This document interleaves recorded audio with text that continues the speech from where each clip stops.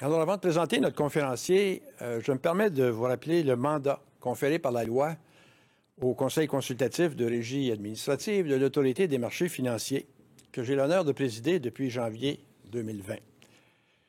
Notre rôle est notamment de veiller à la bonne gestion financière et administrative de l'autorité et d'en assurer une saine gouvernance. Nous veillons donc à ce que les actions de l'autorité soient conformes avec sa mission et nous formulons des avis et des recommandations quant à ses régies administratives. De plus, le Conseil fait rapport au ministre des Finances sur toute question que ce dernier lui soumet. Alors, les membres actuels sont Mme Marie-Agnès Tellier, qui agit à titre de secrétaire du Conseil, et Mme Jacqueline Coty et Nicole Gadebois-Lavigne, et messieurs Mario Cusson, Réal Labelle et Guy Langlois. J'en profite pour les remercier devant vous tous pour leur dévouement et leur engagement envers l'autorité. Il me fait maintenant grand plaisir de vous présenter le ministre des Finances du Québec, M. Éric Girard. Alors, M. Girard est titulaire d'un baccalauréat intégré en économie et en finance de l'Université McGill, ainsi que d'une maîtrise en économie de l'Université du Québec à Montréal. Il possède plus de 25 ans d'expérience dans le domaine de l'investissement et des marchés financiers. Avant de joindre le monde politique, il a été notamment le trésorier de la Banque nationale durant près de 7 ans. M. Girard est député de la circonscription de Groux et ministre des Finances du Québec depuis octobre 2018. Il fait également partie du comité ministériel de l'économie et de l'environnement. Je vous remercie, M. le ministre, de votre participation annuelle à ce rendez-vous. Mais je me permets aussi de saisir cette opportunité pour vous réitérer le soutien de notre Conseil dans le cadre du projet de loi numéro 3 qui s'intitule « Loi modifiant certaines dispositions législatives, principalement dans le secteur financier ». Ce projet de loi prévoit notamment la transformation de notre conseil consultatif en un véritable conseil d'administration décisionnel à l'égard de la gouvernance et de la régie interne de l'autorité. Ces ajustements permettront de consacrer législativement l'interaction développée entre l'autorité et le conseil au fil des années. Nous saluons cette initiative de votre part. Alors, Monsieur le ministre, la parole est à vous.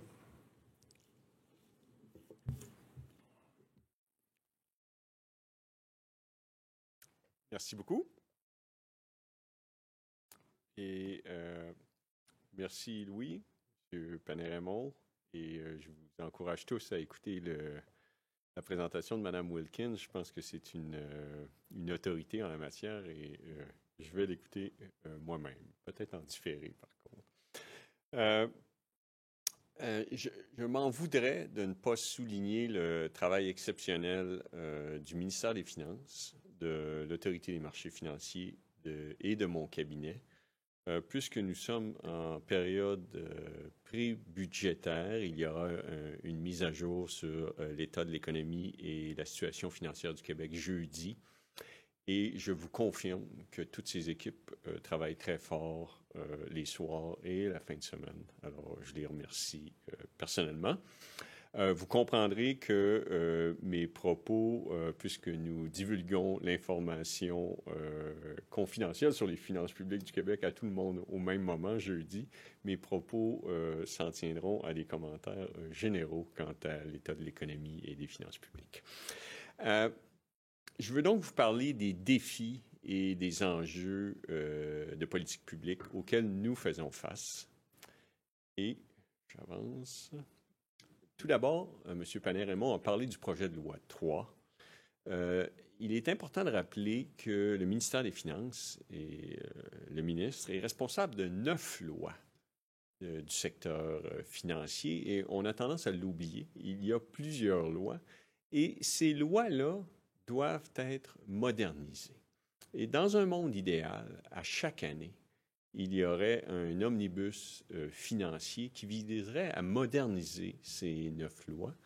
Mais là, il y a eu tellement d'efforts qui ont été faits en 2018 qu'on a attendu. Mais je tiens à vous dire que les meilleures pratiques seraient que nous ayons un omnibus financier à chaque année. Et bien sûr, cette année, il y a un élément important au niveau et là, je vais faire un lien avec un autre projet de loi qui est la gouvernance des sociétés d'État, parce que nous devons moderniser la gouvernance des sociétés d'État. On a une loi depuis 2006, mais on doit aussi l'étendre parce qu'il y avait moins de 50 des sociétés d'État qui étaient assujetties à la loi sur la gouvernance des sociétés d'État. Et là, on va l'étendre à l'ensemble. Et alors, il y a donc un lien entre cet omnibus financier et cette modernisation de la gouvernance des sociétés d'État. Et c'est le conseil d'administration de l'AMF. Alors, on veut doter l'AMF d'un conseil d'administration indépendant et faire passer le statut de comité consultatif à un conseil d'administration. Et bien sûr, les membres actuels seront inclus dans ce nouveau conseil d'administration puisque nous sommes très satisfaits. Au niveau des défis de politique publique, comme vous le savez, la pandémie a frappé extrêmement fort. On dénombre plus de 5 millions de décès dans le monde. Et en 2020, nous avons connu la pire récession depuis la Deuxième Guerre mondiale. Alors, pandémie, récession, et bien sûr, les gouvernements ont répondu présent, mais il y a un impact sur les finances publiques qui est indéniable. Et le Québec a fait des efforts exceptionnels avec la loi sur l'équilibre budgétaire, la loi sur la gestion de la dette et le Fonds des générations. Et nous devons poursuivre ces efforts, car les finances publiques appartiennent à l'ensemble des Québécois et les intérêts sur la dette qui correspondent à 6,5% de nos revenus sont le troisième poste budgétaire du Québec. Alors, c'est extrêmement important qu'on retourne à l'équilibre budgétaire. C'est pour ça qu'on s'est engagé à revenir à l'équilibre budgétaire en 7 ans, à maintenir le Fonds des générations, parce que à approximativement 9 milliards de paiements sur la dette, de frais d'intérêt annuellement, c'est le troisième poste budgétaire du Québec. Et bien qu'on utilise des dérivés et qu'on ait une maturité moyenne de 11 ans et qu'on a des gens extrêmement compétents qui gèrent la dette, il reste néanmoins qu'avec un montant de dette de plus de 200 milliards de dollars, une variation de 1% aurait un impact de plus de 2 milliards de dollars sur le service de la dette du Québec. Donc, c'est très important que les finances publiques, que les efforts des Québécois soient poursuivis, et c'est ce qu'on fait. Alors, j'ai parlé de l'endettement public. J'aimerais amener l'aspect de l'endettement des ménages. Lorsqu'on compare le Québec à l'Ontario, la Colombie-Britannique, le reste du Canada, il est indéniable que le niveau d'endettement qu'on mesure en tant qu'économiste en fonction du revenu disponible est moins élevé. Mais ça, c'est le passif. Évidemment, de l'autre côté, il y a l'actif. Le principal actif des ménages, c'est l'immobilier. Et le prix des maisons, par exemple, à Montréal, est approximativement la moitié du prix à Toronto et à Vancouver. On a donc moins d'endettement, mais moins d'actifs. Et alors, si l'endettement des ménages, lorsqu'on regarde ces chiffres, est définitivement sous contrôle, notre attention se porte sur la rapide appréciation des prix du secteur de l'immobilier résidentiel, puisque lorsqu'on cumule 2020-2021, la hausse du prix des résidences avoisine plus de 30%. 35 dans certaines régions. Et cette appréciation rapide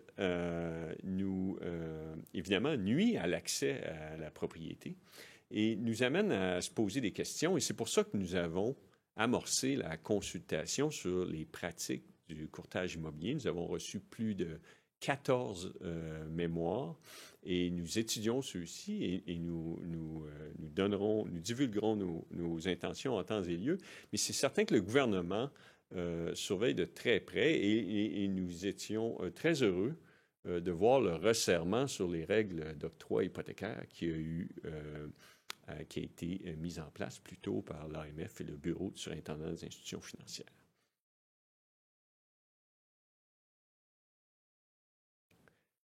Je m'en voudrais de ne pas vous parler de l'inflation, et en partant, je dois vous dire que l'inflation est une responsabilité au Canada de la Banque centrale, la Banque du Canada. Et la Banque du Canada nous publie un rapport sur la politique monétaire trimestriellement et il nous dit que la situation de l'inflation qui avoisine 5 présentement au Québec, selon les dernières statistiques, et c'est moins pour l'ensemble de l'année, mais les chiffres sont élevés, devrait retrouver sa valeur habituelle de 2 au deuxième trimestre de 2022. Et l'inflation est certainement, il y a des facteurs explicatifs, les goulots d'étranglement, la hausse du prix de l'énergie, des aliments, les salaires, l'effet de base. Il faut le dire, l'inflation est extrêmement basse en 2020 et comme l'inflation, c'est un rapport de niveau de prix, ça augmente le niveau d'inflation en 2021. Mais il reste que l'inflation avoisine près de 5 présentement au Québec et qu'il est prévu qu'elle retournera à 2 en 2022 selon la Banque du Canada. Mais j'aimerais ajouter un élément qui est indéniable derrière cette poussée d'inflation, c'est le fait qu'il y a une croissance mondiale synchronisée. Tous les pays rebondissent avec vigueur et la demande pour les biens qui était déjà forte durant la pandémie est demeurée extrêmement forte. Et en plus, maintenant, on ajoute à ça une demande pour les services qui fait que lorsque la demande pour les biens et les services est forte, bien, on a une hausse des prix.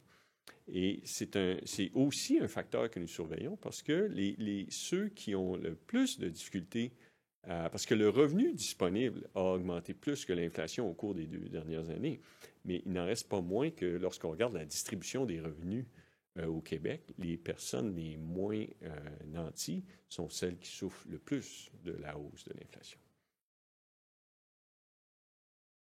Les changements climatiques, bien sûr, une des raisons, d'ailleurs, pourquoi on doit contrôler notre dette, c'est pour avoir des moyens à long terme, pour pouvoir offrir des services de qualité, pour faire face aux prochaines intempéries économiques, mais aussi pour se donner des moyens pour lutter contre les changements climatiques.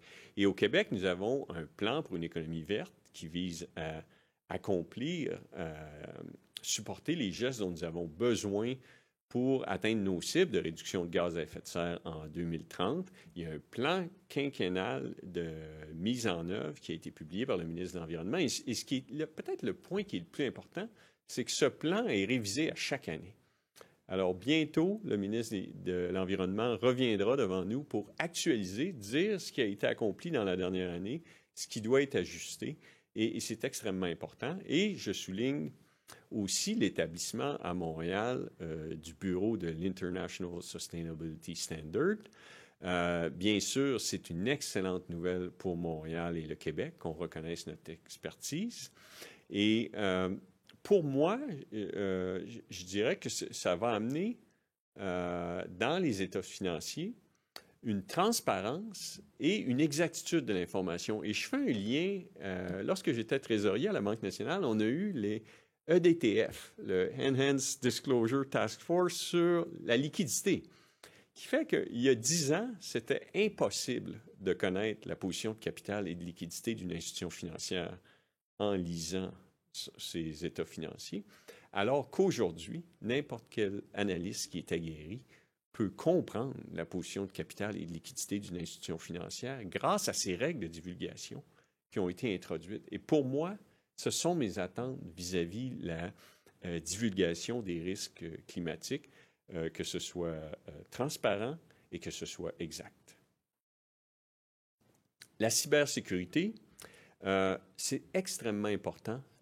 Notre gouvernement prend cette situation extrêmement au sérieux. C'est pour ça qu'il y a eu le projet de loi sur la protection des renseignements personnels, le projet de loi 53 sur les agents d'évaluation de crédit, qui donne à l'AMF d'importantes responsabilités. Et on a beaucoup parlé de ce qu'il y avait dans le projet de loi sur les agents d'évaluation de crédit au niveau du gel de sécurité, de la note, de l'alerte de sécurité. Mais pour moi, ce qui est le plus important dans le projet de loi 53, c'est les responsabilités qui ont été données à l'AMF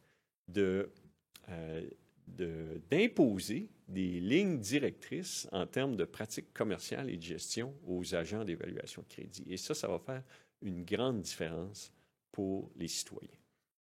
Alors, je pense que je l'ai dit, mais je vais le répéter, le fait que nous introduisions, c'est peut-être même là, non, je pensais que c'était la prochaine slide, le fait que nous introduisions un nouveau ministère sur le numérique et la cybersécurité témoigne de l'importance que nous apportons à ce sujet. Un autre des défis du Québec, et celui-ci, on en parle beaucoup, la rareté de main-d'œuvre. Et bien sûr, le secteur financier n'est pas épargné. À mon époque, une position d'arbitragiste ou de cambiste qui était offerte par une institution financière, c'était extrêmement convoité. Mais là, je constate sur LinkedIn qu'il y a plusieurs institutions financières qui offrent des postes. Et donc, la rareté de main-d'œuvre affecte le secteur financier. Et bien sûr, il y a une évolution dans les compétences.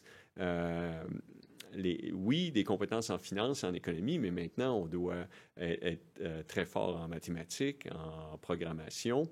Et c'est donc, ça a évolué vers une science, la science économique, les méthodes quantitatives associées à la finance.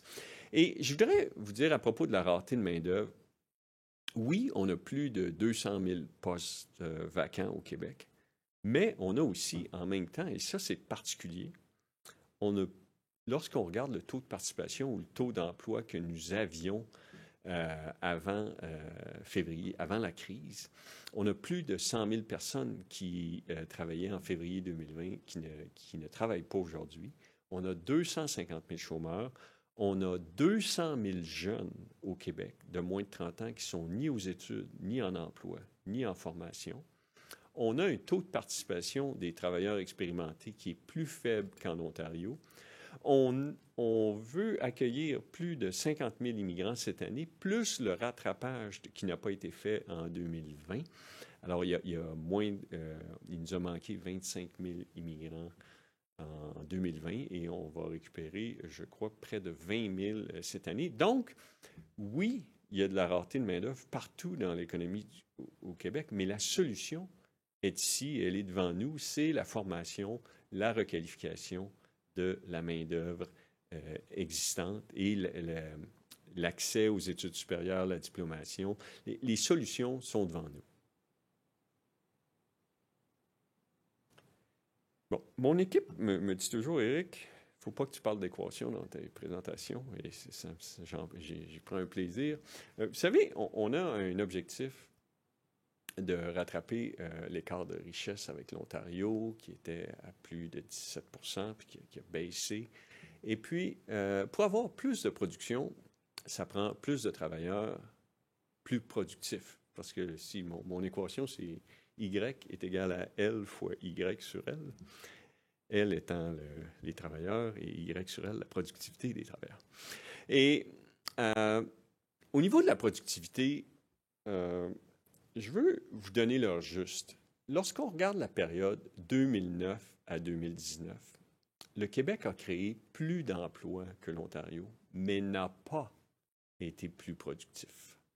Et ça, c'est important, parce que le taux de croissance moyenne, 0,7 % par année au Québec, 0,9 % en Ontario. Et ça, c'est extrêmement important de renverser ça, parce que nous avons une population qui est vieillissante et nécessairement, c'est mathématique. Il va se créer moins d'emplois au Québec dans les années futures, mais chaque travailleur aura une contribution plus importante. Et pour ça, on travaille sur plusieurs... Pour avoir plus de productivité, on travaille sur plusieurs éléments, notamment des mesures fiscales avec l'amortissement accéléré, le crédit d'impôt, le C3I, le crédit d'impôt à l'investissement. On a des mesures d'accompagnement au niveau d'Investissement Québec avec de l'aide directe, des prêts, des investissements. Et on a le conseil aussi, parce que Investissement Québec, le ministère de l'Économie font plus qu'amener des capitaux, mais aussi tout le service conseil à la numérisation et la transformation. Et ça fait partie du plan du gouvernement pour faire face à ce défi qui est une productivité qui a été inférieure à la moyenne canadienne au cours des 10 dernières années. Alors, je m'arrête ici et il me ferait plaisir de prendre vos questions et pour avoir leur juste sur les finances et l'économie québécoise, je vous incite à regarder la présentation que nous ferons jeudi à 14h. Très belle promotion, auto-promotion pour l'événement de jeudi. Écoutez, Monsieur le ministre, d'abord, merci d'être présent et de poursuivre, comme je le disais plus tôt, la tradition dans le cadre de notre rendez-vous. Merci pour la mise à jour sur les défis du Québec, les défis du secteur financier aussi. On avait ouvert à la période de questions. On est censé m'en faire apparaître quelques-unes sur l'écran ici. Là, j'en ai pas vu encore. Ça devrait venir.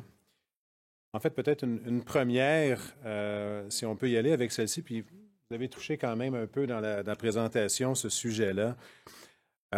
Croyez-vous que l'évolution des tendances au niveau national et international en matière de finances durables aura un impact sur l'industrie financière ou le secteur financier à proprement parler au Québec?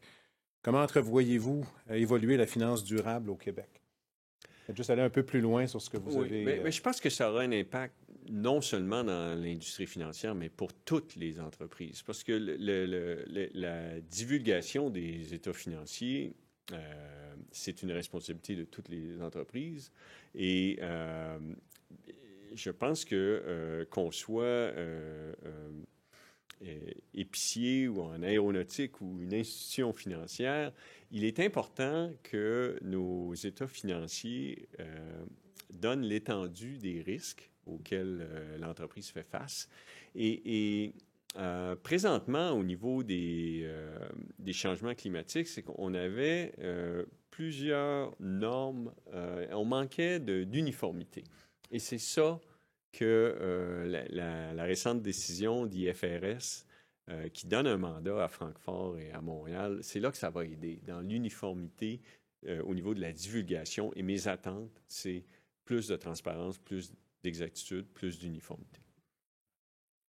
Juste rappeler en passant qu'au niveau des changements climatiques, on a rendu public, puis c'est en consultation en ce moment, un nouveau projet de règlement sur la divulgation des risques et opportunités climatiques basé sur les fameuses recommandations du TCFD. Alors, je suis d'accord avec ce que vous dites, que l'ISSB va éventuellement harmoniser les normes au niveau international, mais ça va demeurer à nous des imposer aux émetteurs, comme on vient de le faire en matière climatique. Je compte sur vous. Oui. La question est assez vaste. Le monde évolue très rapidement, que ce soit au niveau économique, démographique, numérique, écologique, géopolitique. Dans ce contexte, comment le Québec peut-il tirer son épingle du jeu en naviguant à travers les turbulences qui accompagnent une telle transition? Fait qu'on a plein de défis. Comment le Québec ressort gagnant de tout ça? Oui, je pense que à la base, il y a le capital humain, le talent. Et c'est extrêmement important de favoriser l'accès aux études. Et d'ailleurs, on a les frais de scolarité les plus bas au Canada. La diplomation. Mais entre l'accès et la diplomation, il y a toute une nécessité de support dans le parcours scolaire et la pandémie nous a amené de nouveaux défis au niveau de la santé mentale. Par exemple, on a fait des efforts importants au niveau du collégial. Mais pour moi, puis je vais parler comme un économiste, là, mais l'avantage comparatif du Québec, c'est ses talents, la qualité de son réseau de l'éducation. Et oui, on peut faire mieux, on le sait. On doit améliorer l'accès, les taux de diplomation, mais on a augmenté les ressources de façon importante, puis on va continuer. C'est une priorité du gouvernement. Et je pense que le Québec a plusieurs avantages avec son hydroélectricité, son expertise en intelligence artificielle, le secteur de la finance, c'est extrêmement important, mais il reste que le capital humain, c'est la clé. Alors, j'encourage toutes les entreprises à investir dans leurs employés. Excellent. Peut-être une dernière question, mais spécifique au secteur financier. Vous venez de parler des défis, des opportunités pour le Québec. C'est quoi les principaux défis du secteur financier québécois en ce moment? Bien, c'est un sujet qu'on parle beaucoup. L'inflation, qui est un risque, quand même, le niveau des actifs est quand même élevé en fonction des interventions de la Banque centrale. Mais pour moi, si je pense qu'un risque, c'est peut-être pas le plus important, mais un risque qui passe souvent sous silence, c'est le risque réputationnel. Je pense que les institutions financières doivent augmenter leur degré de vigilance quant aux risques réputationnels de leurs employés, de leurs membres de la direction, de leur conseil d'administration, de leurs pratiques. C'est très important de toujours garder l'intérêt supérieur des clients. Puis dans une institution financière, il y a plusieurs parties prenantes. Par exemple, il y a les actionnaires, il y a les employés, il y a les clients, il y a la société. Et c'est important de garder l'équilibre entre les diverses parties prenantes. Et pour moi, le risque réputationnel, c'est un des sujets dont on parle pas assez. Absolument d'accord. De là, nos lignes directrices sur les pratiques commerciales et autres, entre autres. Bien, écoutez, c'est tout le temps qu'on a pour la période de questions. Il y en aurait eu certainement d'autres, mais vous êtes attendus, j'imagine, pour le reste de la journée, parce qu'on pourrait passer encore pas mal de temps là-dessus. Écoutez, merci de la présence dans un premier temps, mais merci surtout de votre appui. On a affaire pas mal à vous dans différentes sphères de nos activités. J'apprécie personnellement l'appui que tu nous démontres, Éric, puis que les gens du ministère, puis ton cabinet également, bien sûr. C'est extrêmement important pour faire avancer le secteur financier, c'est d'avoir un ministre qui suit ce qui se passe, qui nous encourage, qui nous pousse. Et c'est ce que tu fais. Donc, je tenais à te le dire, puis j'apprécie beaucoup personnellement. Merci énormément. Alors, écoutez, là-dessus, je cède la parole à nouveau à Nathalie pour la suite de l'événement. Merci tout le monde.